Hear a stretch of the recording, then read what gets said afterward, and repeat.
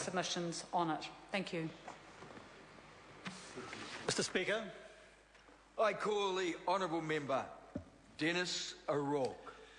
Mr. Speaker, Dean's Bush, with its remnant of Kahikatea forest and the Dean's homestead since 1843, are an area of extraordinary beauty on the banks of the Avon River in Christchurch.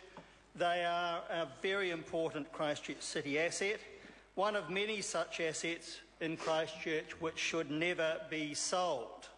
One of many assets in Christchurch which should never be sold. And I'd like to compare that statement with a speech made just a few minutes ago in this House by Nick Smith, who celebrated the fact that councils were able to sell land, including reserve land, and do what they like with them. That's not the situation as it should be, especially with properties like this. Mr. Speaker, this property has been well cared for, but only since about 1990, using ratepayers' money, and that needs to continue. I joined the Christchurch City Council and was on it for 15 years between 1989 and 2004, and it was for the first time then that we committed the funding necessary for the preservation of this house. I remember going there and inspecting it along with other councillors, looking at the roof and the state of that, looking at rooms which were completely unusable, and looking at a lot of other very unkept aspects of that particular property, including the bush itself. We committed voluntarily the funding necessary to make sure that that all changed, and what we see now is a property that we can all be proud of despite the current earthquake damage. We did it because we knew it was needed, and we knew it was valued by the people of Christchurch, who could visit it free of charge then as well. For the same reasons, this bill should now be supported, and because it brings the Riccarton Bush Act of 1947 up to date. But New Zealand First does have one serious reservation, which I will mention later. However, the new sections 5 and 5A do provide for a board of 8 people, 5 of whom are appointed by the Christchurch City Council and 2 of whom must be community board members. And I would like to take this opportunity to remember the late Ishwar Gander, who was a councillor for the Wigram ward.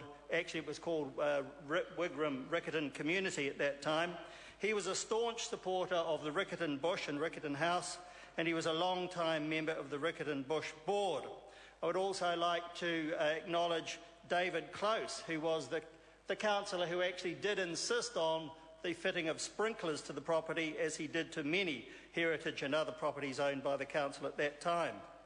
The Dean's family, of course, can appoint 2 board members as well, and always have, and the Royal Society 1 member too. And that's an appropriate mix of members for the board. The council supplies the money, therefore it's appropriate it should appoint 5 out of the 8 board members.